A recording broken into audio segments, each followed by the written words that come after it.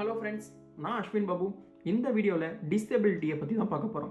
அப்படின்னா என்னது? ஊனமுற்றோர்கள். ஊனமுற்றோர்கள் நான் என்னது, அவங்க யார், எங்கெங்கெல்லாம் இருக்காங்க, எவ்வளோ கஷ்டப்படுறாங்க, அவங்க எந்தெந்த ப்ராப்ளம்ஸை ஃபேஸ் பண்ணுறாங்க, லைஃப் லாங் கோ த்ரூ பண்ணுற ப்ராப்ளம்ஸ்லாம் என்னது அப்படின்றத இந்த வீடியோவில் பார்ப்போம். ஓகேங்களா? ஃபஸ்ட்டு, ஊனமுற்றோர்கள்னால் யார், அவங்களால என்ன பண்ண முடியும்? இப்போது நார்மலாக ஒரு மனுஷன் தன்னுடைய வேலையை, இயல்பான வேலையை, நடக்கிறது, ஓடுறது, சாப்பிட்றது, தூங்குறது, எழுந்திரிக்கிறது, ஒரு விளையாடுறது, படிக்கிறது, ஸோ இந்த மாதிரி இயல்பாக ஒரு மனுஷன் செய்யக்கூடிய ஒரு வேலையை ஊனமுற்றோர்களால் ஒரு ஹெல்ப் இல்லாமல் அவங்களால செய்யவே முடியாது. ரொம்பவே கஷ்டப்படுவாங்க. சில பேரால் அது ஹெல்ப் இருந்தாலுமே செய்ய முடியாது. சில ஊனமுற்றோர்கள்லாம் வந்து பார்த்திங்கன்னா லைஃப் லாங் செய்ய முடியாமல் இருக்கவங்களும் இருக்காங்க. சில நாட்கள் ஊனமுற்றோர்களாக இருப்பாங்க. அவங்களால கொஞ்ச நாள் செய்ய முடியாது. ஒரு கை கால் இல்லாதவங்க, இல்லைனா ஒரு பிரச்சனை இருக்கும், அவங்களால சில நாள் செய்ய முடியும், சில நாள் செய்யவே முடியாது. ஓகேங்களா? இது மட்டும் இல்லை, இன்னொன்று, நம்மளால் கண்ணால் பார்த்து ஒருத்தங்க ஊனமுற்றவர்களாக இருக்காங்கன்னு நம்ம ஈஸியாக தெரிஞ்சுக்கலாம் இல்லைங்களா? அவங்களுக்கு கை இருக்காது, கால் இருக்காது, கண்ணு தெரியாது, காது கேட்காது.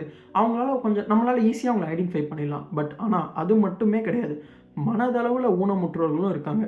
ஓகேங்களா? படிக்க முடியாதவங்க, ஒரு விஷயத்தை சீக்கிரமாக கற்றுக்க முடியாதவங்களும் அவங்களுமே பார்த்திங்கன்னா ஒரு வகையில் ஊனமுற்றவர்களாக தான் இந்த இயல்பான வாழ்க்கையில் இருக்காங்க எல்லோரும். ஓகேங்களா?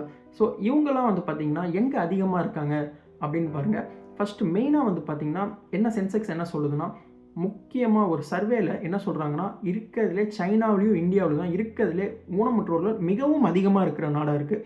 அது மட்டும் இல்லை, யூஎஸ்லேயுமே இருக்குது, யூரோப்பில் இருக்குது, யூரோப் நேஷன்ஸ் எல்லாத்துலேயுமே இருக்காங்க, உலகம் எங்குமே இருக்காங்க. ஓகேங்களா? ஊனமுற்றோர்கள் இந்த மாதிரி இடத்துல எதனால் இருக்காங்கன்னா, ஃபஸ்ட்டு சைனா, இந்தியாவை எடுத்துப்போம். எதனால் இவங்க இவ்வளோ பேர் இருக்காங்கன்னு பார்த்தீங்கன்னா, மெயின் ரீசன் பாப்புலேஷன். இவ்வளோ பாப்புலேஷன் இருக்க கண்ட்ரியில் ஊனமுற்றோர்கள் நிறைய பேர் இருக்காங்க. அதுவும் இல்லாமல் இந்த மாதிரி நைஜீரியா போன்ற நாட்களில் இருக்க ஊனமுற்றோர்கள்லாம் அவங்களுக்கு வந்து எதனால் அப்படி இருக்காங்கன்னா, அவங்களுக்கு வந்து ஒரு ஹெல்த் கேர் ப்ராப்ளம்ஸு. ஸோ அவங்களால ஒரு மெடிக்கல் ட்ரீட்மெண்ட்டை ஒழுங்காக எடுக்க முடியாது, ஆக்சிடென்ட்ஸ் நிறையா ஆகும். ஸோ இந்த மாதிரி இடத்துலையும் பார்த்திங்கன்னா ஊனமுற்றோர்கள் இருக்காங்க. அது மட்டும் இல்லாமல் எங்கெங்கெல்லாம் போர் சூழல் நிலவுதோ, இப்போது ஈரான், ஈராக்லாம் போர் சூழல் நடந்திருக்கு, பாகிஸ்தான், சைனா, இந்தியா, இங்கே எல்லாமே போர் நடந்திருக்கு இல்லைங்களா? இங்கேயுமே பார்த்திங்கன்னா நிறைய ஊனமுற்றோர்கள் லைஃப் லாங் அவங்களுடைய ப்ராப்ளத்தை ஃபேஸ் பண்ணிட்டு தான் இருக்காங்க. ஸோ வார்னாலையும் ஊனமுற்றோர்கள் ரொம்பவே இயல்பாக நடக்குது.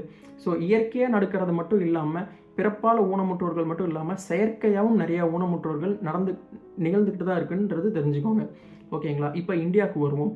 இந்தியாவில் வந்து பார்த்திங்கன்னா முக்கியமாக 5 to 7 lakhs, 5லேருந்து 7 லட்சம் பேர் ஆக்சிடெண்ட்டால் மட்டுமே ஊனமுற்றோர்களாக ஆகுறாங்க. ஸோ இயல்பாக இல்லை, இது செயற்கையாக ஆகுறது. ஸோ தன்னுடைய லெத்தாஜிக்னஸ்னால், ஒரு அலட்சிய போக்குனால் மட்டுமே ஆக்சிடெண்ட்டால் 5லேருந்து 7 லட்சம் பேர் வருஷம் வந்து ஊனமுற்றோர்களாக ஆகிறாங்க. அது மட்டும் இல்லைங்க, 4லேருந்து 5 லட்சம் குழந்தைகள் பிறக்கும் போதே ஊனமாக பிறக்கிறாங்க இந்தியாவில். சரி, இப்போ எதனால் இந்தியாவில் ஊனமாக பிறக்கிறாங்க அப்படின்னு பார்த்தோம்னா, மெயின் ரீசன் வந்து பார்த்திங்கன்னா ஜெனட்டிக்ஸ் வந்து ஒரு மிகப்பெரிய ரோல் ப்ளே பண்ணுது. ஆல்ரெடி ஊனமாக அவங்களுக்கு குழந்தை பிறக்கும்போது சில பேர் ஆகுது. அது மட்டும் இல்லாமல் ப்ரெக்னென்சியில் அவங்களுடைய பேரண்ட்ஸ் வந்து தன்னுடைய தாய் வந்து ப்ராப்பரான நியூட்ரிஷன்ஸ் எடுக்கிறதில்ல, சாப்பிட்றது ஃபுட்டில் வந்து ப்ராப்ளம்ஸ் இருக்குது, சரியான நியூட்ரிஷன்ஸ் எடுக்கிறதில்ல, ஜங்க் ஃபுட் நிறையா சாப்பிட்றாங்க, அப்படின்னாலுமே ஊனமுற்றவர்கள் இருக்காங்க. ஸோ இதில் பிறக்கும்போதே கிட்னியில் ப்ராப்ளம், கண்ணு தெரியாமல் பிறக்கிறாங்க, ஸோ கை கால் இல்லாமல் பிறக்கிறாங்க. இந்த மாதிரியும் வந்து பார்த்திங்கன்னா பிறக்கும்போதே ப்ராப்ளம்ஸ் வருது. அது மட்டும் இல்லாமல் என்விரான்மெண்ட் சுச்சுவேஷன்ஸ், எந்த இடத்துல கெமிக்கல் ஃபேக்ட்ரிஸ்லாம் சில இடத்துல இருக்கும் இல்லைங்களா, அந்த மாதிரி இடத்துல பிறக்கிற குழந்தைகள் ஸோ இன்டெரக்டாக அஃபெக்ட் ஆகும். நேச்சராகவே சில பேருக்கு வந்து ஊனமுற்றோர் இருக்காங்க. ஸோ இந்த மாதிரி கெமிக்கல் ஃபேக்ட்ரிஸ்லாம் எங்கே இருக்குது, அங்கே வந்து டாக்ஸிக் வாட்டர்ஸ் இருக்கும், அதை வந்து அவங்க குடிக்க வேண்டியதாக இருக்கும், அவங்க தண்ணியில் கலந்துருக்கும். ஸோ எல்லா இடத்துலையுமே ஆர்ஓ வாட்டர் ஃபிக்ஸ் பண்ணி நம்ம எல்லாம் யூஸ் பண்ணுறது இல்லை. எவ்வளவோ வீட்டில் வந்து ஆர்ஓ வாட்டர் கிடையாது, நல்ல தண்ணி கிடையாது. ஸோ இதனாலையுமே வந்து அவங்க வந்து டிசபிலிட்டியாக இருக்காங்கன்னு தெரிஞ்சுக்கோங்க. அது மட்டும் இல்லாமல் ஸோ க்ளோஸ் ரிலேட்டிவ்ஸில் கல்யாணம் பண்ணுறவங்க, ஸோ அவங்களுடைய மாமா பசங்க, அத்தை பசங்க, ஸோ பெரியப்பா, பெரியம்மா, இந்த மாதிரி ரொம்ப க்ளோஸ் ரிலேட்டிவ்ஸில் கல்யாணம் பண்ணுறவங்களுக்கும் அவங்களுக்கு பிறக்கிற குழந்தை வந்து மோஸ்ட்லி ஒரு 68% வந்து ஊனமாக பிறக்கிறாங்கன்றதை இந்த சர்வேல சொல்லியிருக்காங்க. சரி, ஓகே, ஊனமுற்றவர்கள்லாம் என்னென்ன ப்ராப்ளம்ஸ் ஃபேஸ் பண்ணுறாங்க? அவங்களால தினைக்கும் அவங்களுக்கு ஒரு கையில்னு வச்சுக்கோங்களேன், அவங்க யோசிச்சு பாருங்களேன், இயல்பாக செய்கிற வேலையை செய்ய முடியாது. ஒரு பஸ்ஸில் போய் வேகமாக போய் ஏற முடியாது. சின்ன வயசுலேருந்து அவங்க சாகிற வரைக்குமே அந்த ப்ராப்ளம்ஸை ஃபேஸ் பண்ணிகிட்டு இருக்காங்க. சரி, ஓகே, இவங்க தான் அந்த ப்ராப்ளம் ஃபேஸ் பண்ணுறாங்களா அப்படின்னு பார்த்தா அதுதான் கிடையாது. அவங்களுடைய பேரண்ட்ஸும் சரி, அவங்களுடைய மனைவியோ, தன்னுடைய ஹஸ்பண்டோ, தன்னுடைய குழந்தைகள், ஸோ அவங்கள வாழ்நாள் ஃபுல்லாக அவங்க மட்டும் கஷ்டப்படுறது இல்லாமல், அவங்க கூட இருக்கவங்களையும் அவங்கள சேர்ந்தவங்களையுமே ரொம்பவே கஷ்டப்பட்டுட்டு தான் இருக்காங்க. ஏன்னா அவங்கள எப்போவுமே அவங்கள ஒரு ஆள் கூட இருந்து பார்த்துக்கணும். அவங்கள எங்கே போனாலும் கூப்பிட்டு போகணும், கூப்பிட்டு வரணும். ரொம்ப சேஃபாக பார்த்துக்கணும். ஸோ இந்த மாதிரியும் இருக்குது. ஓகேங்களா? அது மட்டும் இல்லாமல் சீக்கிரமாக கற்றுக்க முடியாதவங்க, சீக்கிரமாக படிக்க முடியாதவங்க, ஒரு விஷயத்தை சீக்கிரமாக லேர்ன் பண்ணிக்க முடியாதவங்க, அவங்களுமே வந்து ஊனமுற்றோர்களாக தான் இந்த நாட்டில் பார்த்துட்ருக்காங்க. பட் ஆனால் இது எல்லாத்தையுமே நம்ம வந்து அவங்க மேலே தான் இருக்குது பிரச்சனை அப்படின்னு கிடையாது. அவங்களுக்கு வேறு ஒரு டேலண்ட் இருக்கும். ஸோ அவங்கள வந்து நம்ம ஊனமுற்றோராக பார்க்காம, அவங்களுக்கு வேறு டேலண்ட் இருக்குது. ஸோ சொசைட்டிலையும் சில பிரச்சனைகள் இருக்குது. அவங்கள வந்து தப்பாக பார்க்கக்கூடாது, அவங்கள வந்து அப்யூஸ் பண்ணக்கூடாது. எவ்வளவோ பேர் பார்த்தீங்கன்னா அவங்கள தப்பாக அப்யூஸ் பண்ணுறாங்க. பெண்கள் ஊனமுற்று இருந்தாங்கன்னா அவங்களால வந்து செயின் ஸ்நாச்சிங்க்கு ஈடுபடுத்தப்படுறாங்க. ஸோ அங்கே போயிட்டு அவங்கள வந்து இப்போ நார்மலாக பார்த்தீங்கன்னா ஊனமுற்றவர்கள் நடந்து போகிறாங்கன்னா அவங்களால அவங்க செயின் போடாமல் போக முடியுமா? பெண்கள்னாலே மோஸ்ட்லி செயின் போட்டிருப்பாங்க இல்லைங்களா? தங்கம் இங்கே எதாவது போட்டிருப்பாங்க. அதை வந்து சீக்கிரமாக பறிச்சுக்கிட்டு அவங்களால என்ன துரத்தி வர முடியாது. அதுவும் இல்லாமல் சில பேர் கற்பழிக்கவும் படுறாங்க. ஸோ அவங்கள சேஃபாக பார்த்துக்கணும். அது மட்டும் இல்லாமல் அவங்க வந்து பார்த்திங்கன்னா இந்த மாதிரி பப்ளிக் பிளேஸில் போகிறது வரதை அவாய்ட் பண்ணணும். கூட 2 பேர் இருந்தால் ஓகே. ஸோ அது மட்டும் இல்லாமல் இவங்களாம் வந்து பார்த்திங்கன்னா ஒரு வேலைக்கு போனாங்கன்னா நம்மள நிறைய பேர் ஸ்மால் பிஸ்னஸ் நிறைய பேர் ரன் பண்ணுவோம். சில பேர் பிஸ்னஸ் ஓனர்ஸாக இருப்பாங்க, மேனேஜர்ஸாக இருப்பாங்க, ஹெச்ஆர் டீம்லேருந்து நிறைய பேர் இருப்பாங்க. ஸோ நீங்கள் வந்து ஒரு மாற்றுத்திறனாளி இவங்கள பார்த்தீங்கன்னா, மாற்றுத்திறனாளி சொன்னதுக்கப்புறம் தான் ஞாபகம் வருது, தமிழில் மட்டும்தான் மாற்றுத்திறனாளின்னு பேர் வச்சுருக்காங்க. ஊனமுற்றோர்னு ஒரு வார்த்தை இருந்தாலுமே அவங்கள மாற்றுத்திறனாளின்னு கூப்பிடுவோம் இல்லைங்களா? ஸோ அது ஒன்று. ஸோ எவ்வளோ பேர் நம்ம பிஸ்னஸ் மேன் இருப்போம், நம்ம எவ்வளோ பேர் தன்னுடைய சுயமாக வந்து உழைச்சி சம்பாரிச்சிட்டு இருக்கவங்க, சில கடை வச்சுருப்பாங்க. அவங்களாம் வந்து பார்த்திங்கன்னா ஹெச்ஆர்ஸ்லாம் வந்து பார்த்திங்கன்னா இந்த மாதிரி ஃபிசிக்கலி சேலஞ்சு பர்சனுக்கு வந்து நம்ம கண்டிப்பாக ஒரு வேலை தரணும். அவங்களால என்ன வேலை செய்ய முடியுமோ அந்த வேலையை நம்மளால் கண்டிப்பாக முடிஞ்ச அளவுக்கு இவங்கள நம்ம கண்டிப்பாக வேலைக்கு எடுக்கணும். ஏன்னா நம்ம தான் வேலை கொடுத்தாகணும். வேறு யாராவது அவங்க வேறு எங்கேயும் போய் பெருசாக வேலை செய்ய முடியாது. ஸோ அந்த மாதிரியான அவங்களால என்ன வேலை உட்காந்துக்கிட்டு வேலை செய்ய முடியும்னா அவங்களுக்கு அந்த வேலையை கண்டிப்பாக நம்ம கொடுக்கணும். இன்னொன்று, இப்போ இந்த வீடியோவை பார்த்துட்டு இருக்கவங்க எவ்வளவோ பேர் யாராவது ஃபிசிக்கலி சேலஞ்சர் இந்த மாதிரி யாராவது மாற்றுத்திறனாளியாலாம் இருந்தீங்கன்னா உங்களுக்கு வந்து பார்த்திங்கன்னா நீங்கள் வந்து உடஞ்சி போயிடக்கூடாது. உங்களை மாதிரி இருக்க எவ்வளவோ மக்கள் வந்து எவ்வளவோ சாதிச்சிருக்காங்க. ஓகேங்களா? ஃபார் எக்ஸாம்பிள் 2 பேரை நம்ம எடுத்துக்கலாம். ஸ்டீவன் ஹாக்கிங் எல்லாருக்குமே தெரியும்.